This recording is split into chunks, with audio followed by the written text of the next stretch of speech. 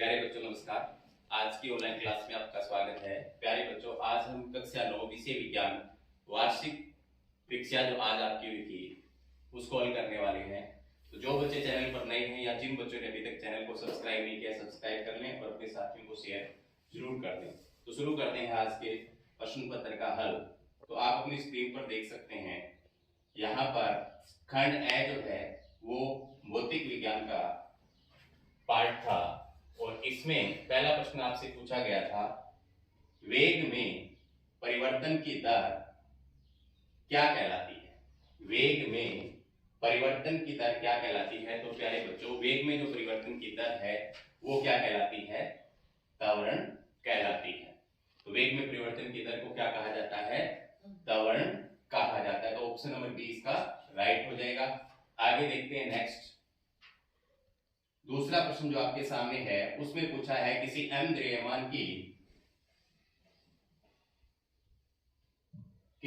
द्रव्यमान की वस्तु जिसका वेग v है तो संवेग क्या होगा।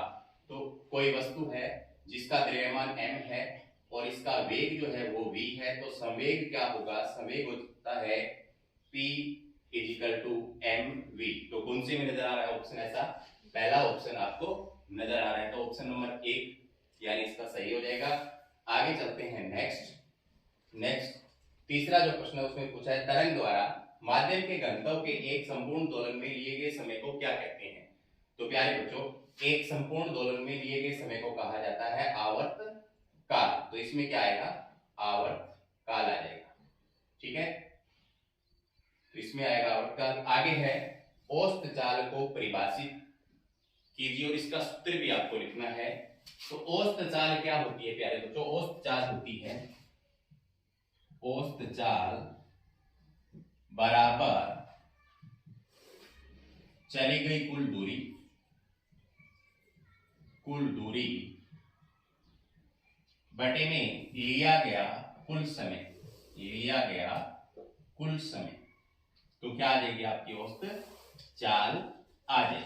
ठीक है, इसके बाद में प्रश्न नंबर 6 की तरफ हम चलते हैं। तो 6 में आपसे क्या पूछा है,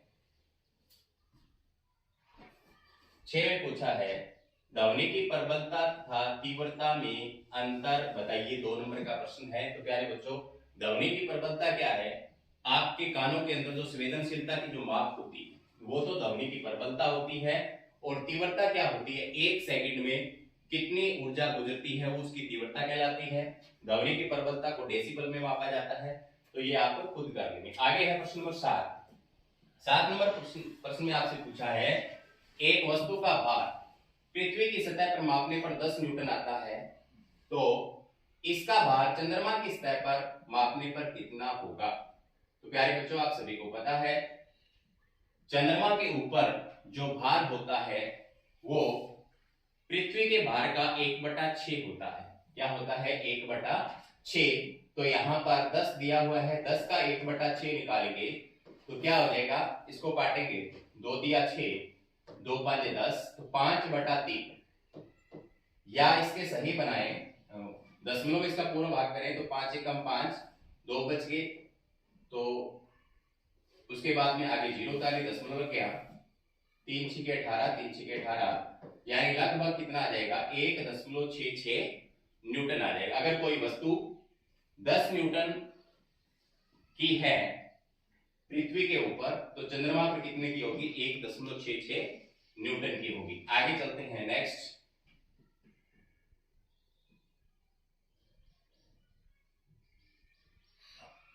स्थितिज ऊर्जा क्या होती है, स्थितिज ऊर्जा का सूत्र लिखिए। तो प्यारे बच्चों, किसी वस्तु की स्थिति के कारण जो ऊर्जा होती है वो स्थितिज ऊर्जा कहलाती है।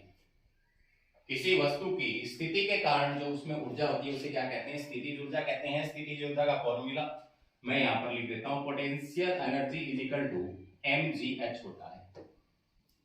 क्या होता है, mgh। आगे है, 4 युक्तियां जिसमें प्रत्येक की शक्ति 500 वाट है, 10 घंटे तक प्रयोग में लाई जाती है, उनके द्वारा व्यय की गई ऊर्जा किलोवाट घंटा में परिकलित कीजिए। अब ये क्या रहा है, 4 युक्तियां हैं हमारे पास यहाँ पर, और जैसे एक ये है और एक ये है और एक ये है और एक ये है, इसकी पावर भी 500 वाट है, इसकी पावर भी 500 वाट है, और इसकी पावर भी 500 वाट है, इसकी पावर भी 500 वाट है, और समय जो है वो कितना दे रखा है t, 10 घंटे। क्या दिया हुआ है? 10 घंटे। तो हमें क्या निकालनी है कि कितनी ऊर्जा खर्च होगी। तो हमें पता है पावर इज इक्वल टू क्या होता है, W अपॉन T होता है। तो हमें W निकालना है, तो इसके आर पार गुणा कर लेंगे, W एक हम W और P गुणा T हो जाएगा, P गुणा T। तो हमें पता है 4 युक्तियां हैं, प्रत्येक की पावर 500 है, इसकी भी 500 है, इसकी भी 500 है, इसकी भी 500 है, इसकी भी 500 है। तो टोटल जो पावर है वो कितनी होगी? 2000 होगी। कितनी होगी? और समय कितना है? 10। तो गुणा करेंगे तो क्या हो जाएगा? 20,000। ठीक है, ये हो जाएगा वाट। और इसको किलोवाट बनाना हो तो क्या कर देंगे? बटा 1000 कर देंगे। तो क्या हो जाएगा? 20,000 के बटे में 1000 करेंगे तो 3 जीरो से 3 जीरो कैंसिल, क्या हो गया? 20 किलोवाट घंटा, या इसको हम कह सकते हैं 20 यूनिट। क्या कह सकते हैं? 20 यूनिट। यानी 4 युक्तियां प्रतिदिन 10 घंटे अगर जलती है तो हमारे घर के अंदर लाइट कितनी खर्च हो जाएगी? 20 यूनिट खर्च हो जाएगी। आगे चलते हैं नेक्स्ट। ऊर्जा संरक्षण का नियम लिखिए। तो प्यारे बच्चों ये बिल्कुल आसान है। ऊर्जा संरक्षण के नियम के अनुसार ऊर्जा जो है उसको हम न तो नष्ट कर सकते हैं, न उत्पन्न कर सकते हैं, बल्कि एक रूप से दूसरे रूप में बदल सकते हैं। जैसे मैं यहां पर एक उदाहरण अगर आपको दूं तो क्या होगा?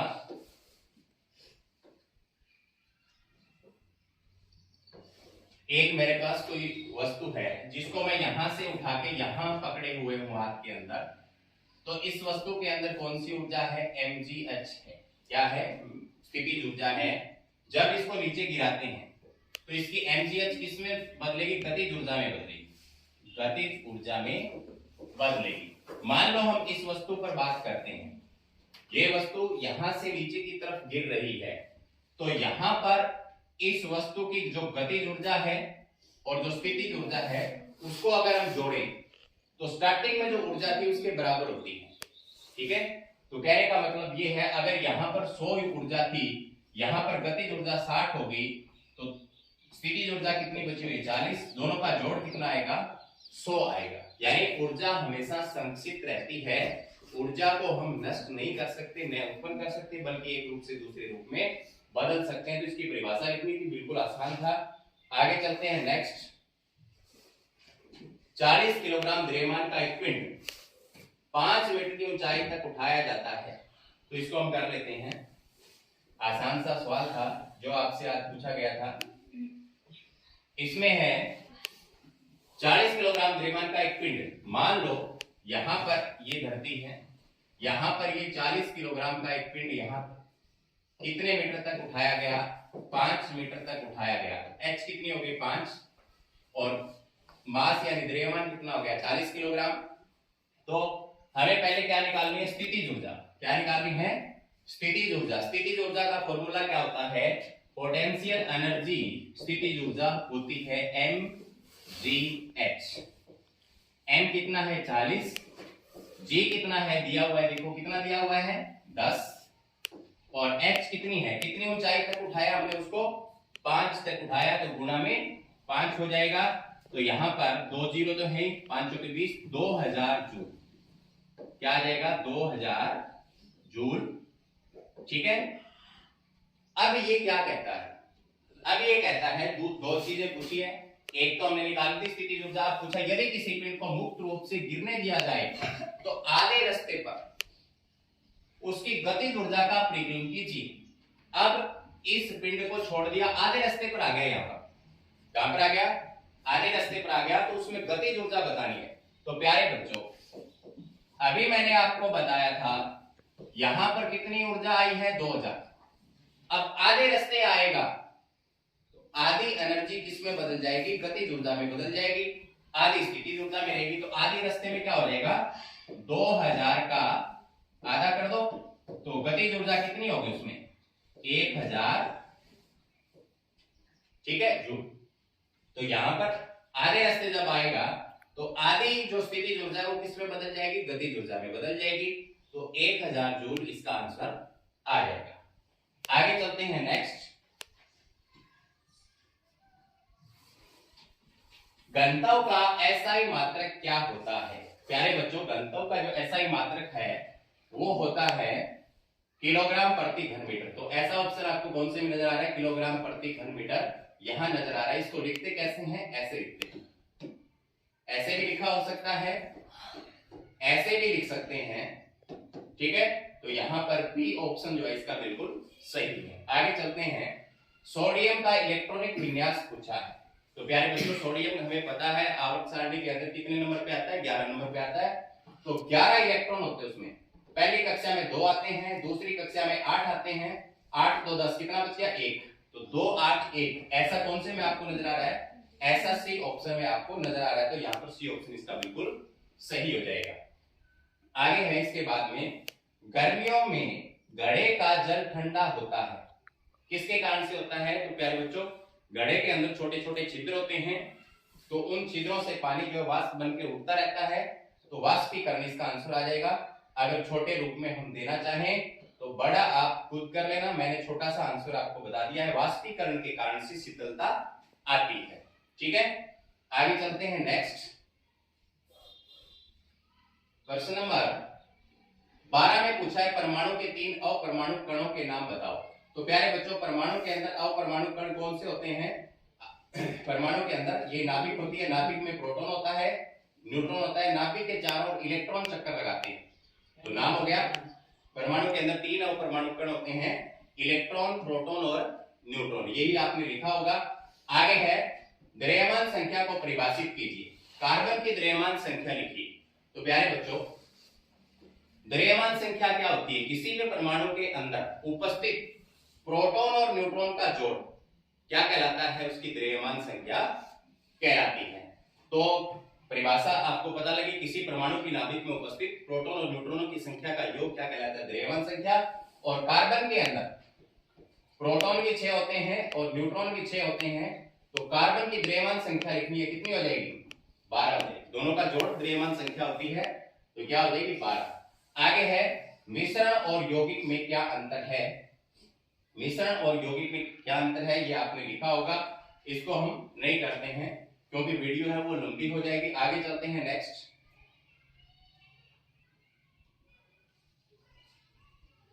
नेक्स्ट वीडियो में आपको इसमें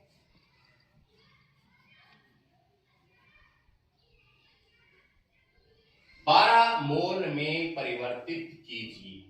12 gram oxygen gas, 12 gram oxygen gas. तो प्यारे बच्चों, ऑक्सीजन गैस की बात कर रहा है, यहां पर ऑक्सीजन गैस की बात कर रहा है, तो ऑक्सीजन का हम फॉर्मूला क्या लिखेंगे? O2 लिखेंगे। क्या लिखेंगे? O2। 1 O2 बराबर 1 मोल। क्या होता है? 1 मोल। अब हमें पता है ऑक्सीजन परमाणु का जो द्रव्यमान होता है वो कितना होता है? 16। तो यहां पर ऑक्सीजन कितने हैं? 2 हैं। कितने? O2 लिखा है मतलब 2 हैं। तो इसका क्या हो जाएगा? 2 गुणा 16 बराबर 1 मोल। तो 16 दूनी 32, 32 ग्राम में मोल कितने? 1 मोल। कितने मोल हैं? 1 मोल। हमें कितने ग्राम में निकालना है? 12 ग्राम में निकालना है। तो पहले 1 का निकालो। 1 ग्राम में मोल 1/32 और 12 ग्राम में मोल कितने होंगे भाई? गुणा में 12। जब हम इसको काटेंगे 4 के पाड़े से कट जाएगा, 4 की 12, 4 8 32, यानी 3/8 मोल। इसको हम आगे भी कर सकते हैं, तो इसका आंसर क्या आ जाएगा? 3/8 मोल। इसी तरीके से ये होगा 22 ग्राम कार्बन डाइऑक्साइड वाला, तो इसको भी मैं करवा ही देता हूं यहां पर।